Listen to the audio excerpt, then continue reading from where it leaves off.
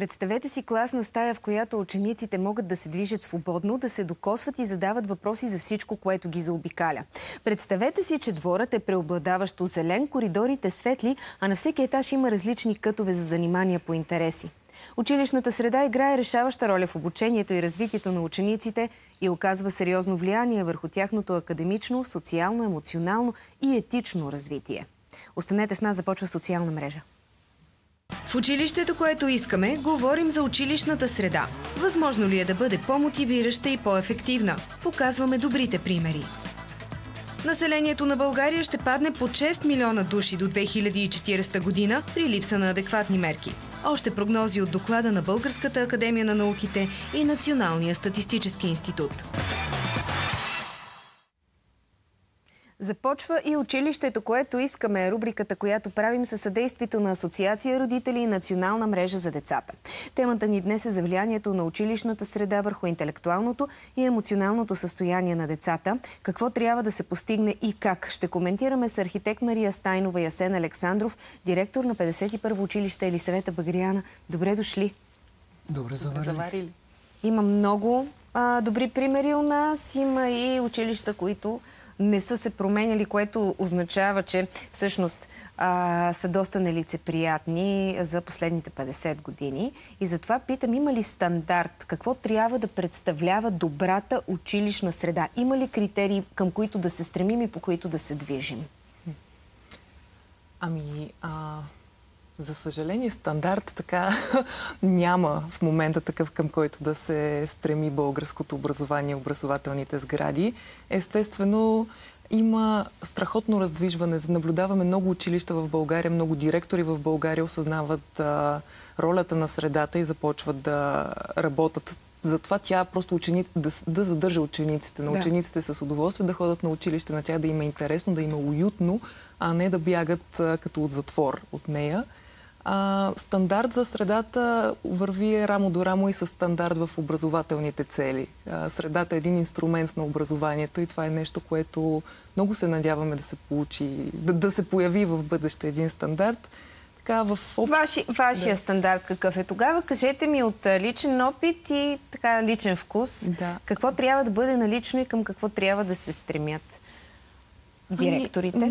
Най-вече средата трябва да излъчва уют. Говорихме си за общите пространства, че това са нещо много, много важно. В момента повечето училища са с едни тъмни, мрачни коридори, в които ти нямаш право нищо да поставиш. Общите пространства са изключително важни точно за този социален момент в училището. Ако ние учим в класната стая, в общите пространства ни общуваме с по-големи ученици, по-малки ученици. Те са много важни, защото много често, създавайки една училищна общност, т.е. ти като познаваш големите и малките, това включително може да намали агресията. Това би означавало различни материали, да има нещо мекичко, да пипнеш диванче, да седнеш, занимания, да е светло, да е просторно, да не кънти, да има акустика. Това е изключително важно и за класната стая и в коридора, защото много често там естествено енергията е по-висока, има по-силни звуци и съответно една такава акустична среда ще внесе уют на всички, които я обитават. Естествени материали е много хубаво да има дърво, кътчета за четене, за игра. Всеки да намира нещо за себе си. Много ученици обичат да танцуват в междучасията. Огледала, вече трябва да приемем, че TikTok е нещо, което е много на мода и учениците трябва част от живота на децата. Да, точно така. Просто една среда, която също да се наблюдават и особеностите на учениците, техните хобита, те са различни за всяко училище и така да се опитва да ги подстрекава. Господин Александров, имате ли карт бланш като директор да сътворите или претворите, както пожелаете, средата в училище? Дамата тук ще описа фоетата на 51-во училище, в нашето училище. Да, включително ние си говорихме преди да дойдем в студиото, но не стана дума. Таваните в фоета са ни точно такива звуконепромокаеми. Те са с едни дупки и това е много важно, защото в фоета се събират по 30-40 деца през междучасието.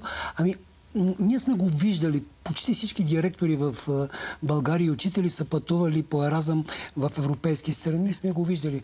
Най-вече скандинавските страни, Естония, Швеция, Финландия, които толкова ги хвалят. Дори в Исландия съм бил.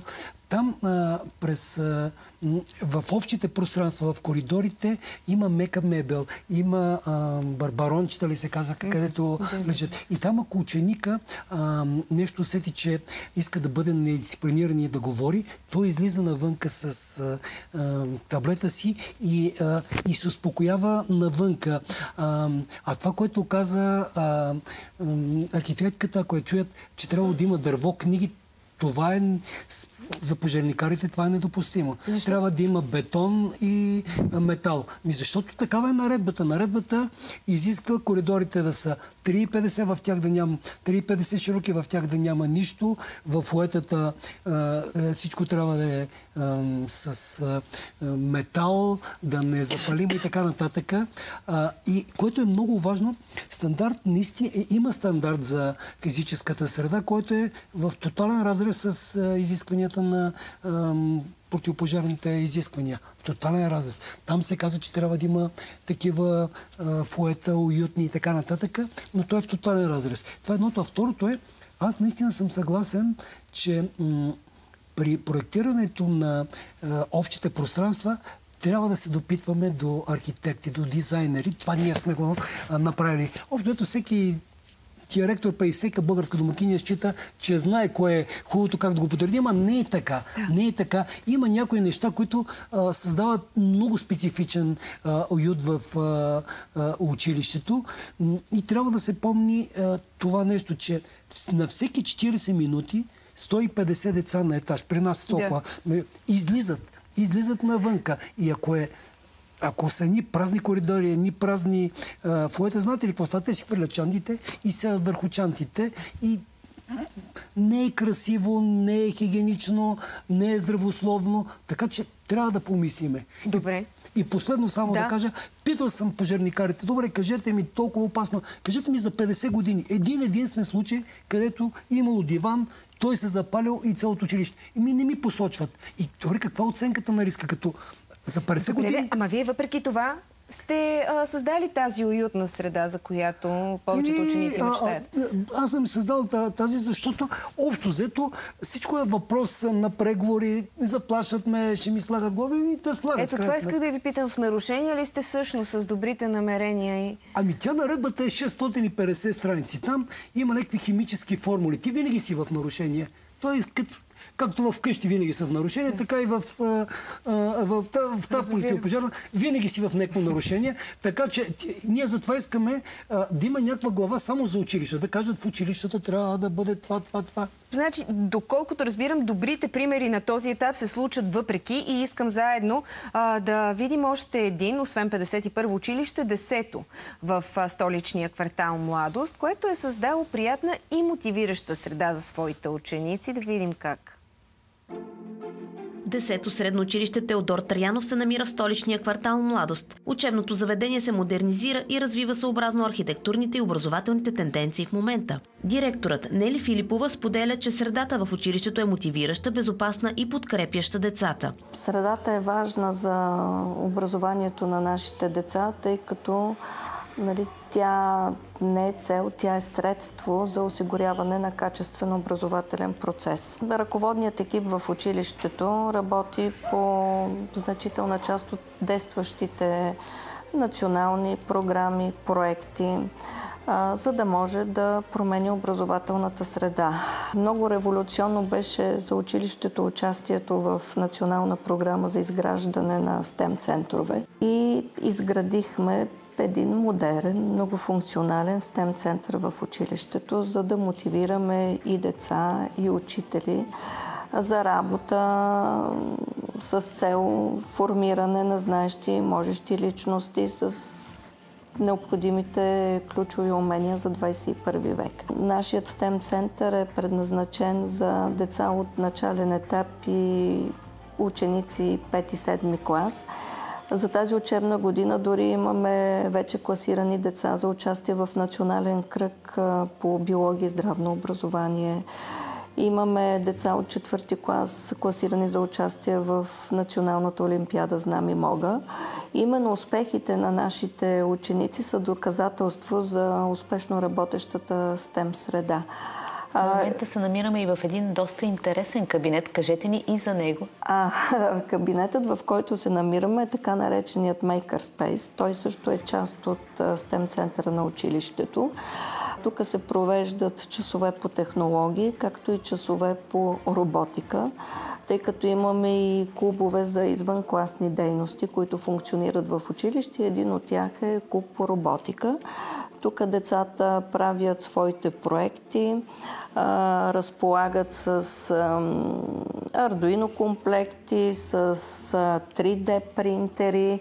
Видяхме, че самата среда, освен на спокойствие, осигуряват и доста добра материална база. Коридори, стаи, всичко е в едни страхотни нюанси. Тези страхотни нюанси и цялата тази промяна в средата, тя е резултат от един продължителен труд и, разбира се, преди това доста обмислени идеи.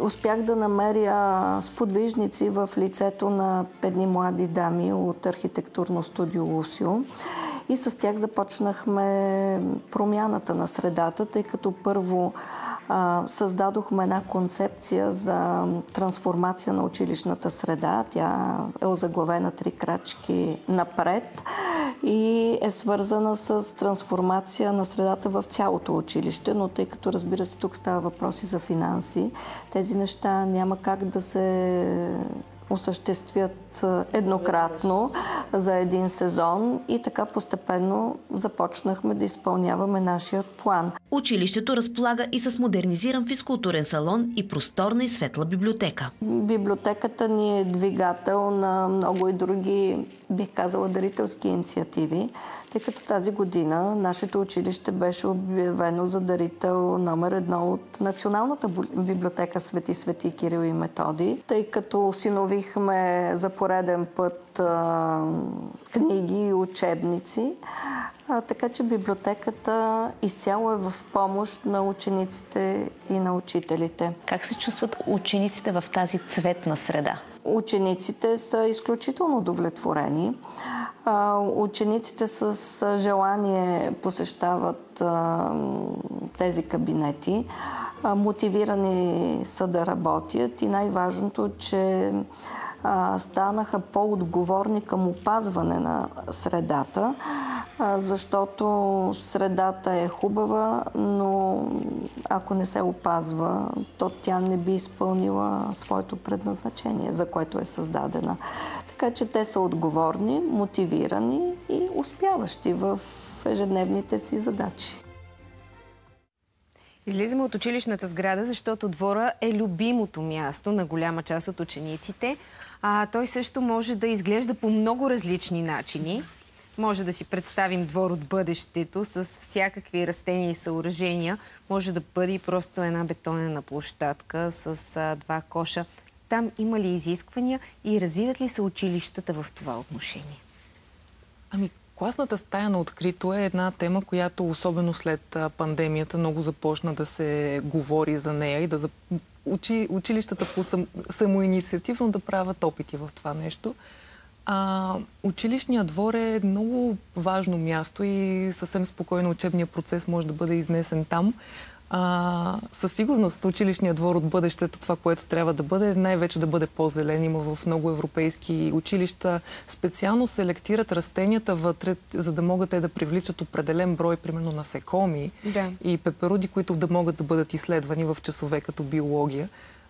Така че училищният двор не е нищо, кой знае колко от бъдещето, просто трябва отново да е максимално изпълнен с природа. И това е нещо, което успокоява учениците, което съответно може и да допринесе и за образователния процес.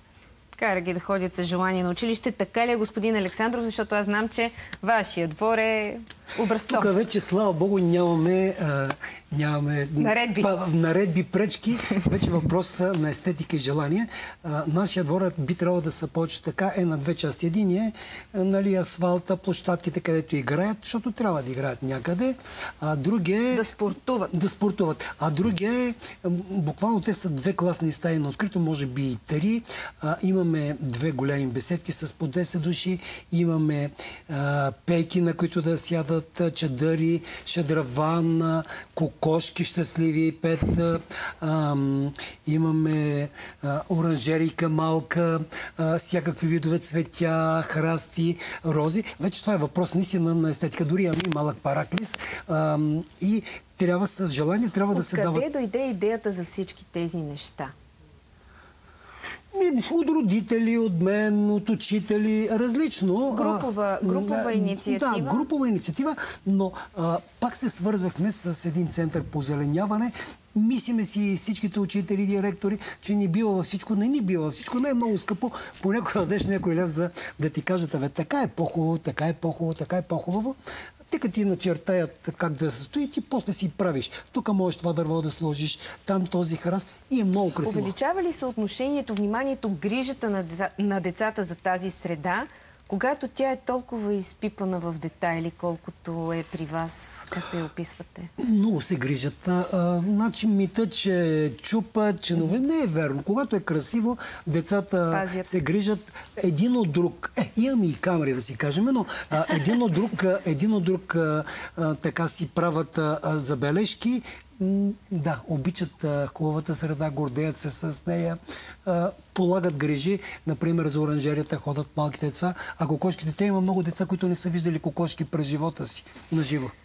Да, все повече стават тези деца, които не правят разлика между магари и тигър. Има такива вицове. Много ви благодаря, че бяхте мои гости. Благодаря за тези страхотни примери, които давате. Надявам се да стават все повече у нас и все повече щастливи учители и дечица. Ученици, ние продължаваме веднага след рекламите с една тъжна тема за демографската криза ще говорим.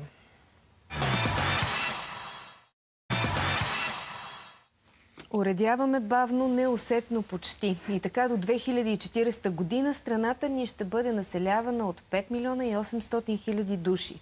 Защото през следващите 16 години десетки хиляди бебета няма да се родят, а десетки млади хора ще напуснат страната, като голяма част от тях ще създадат семейства в друга държава и няма да се завърнат повече, както и наследниците им.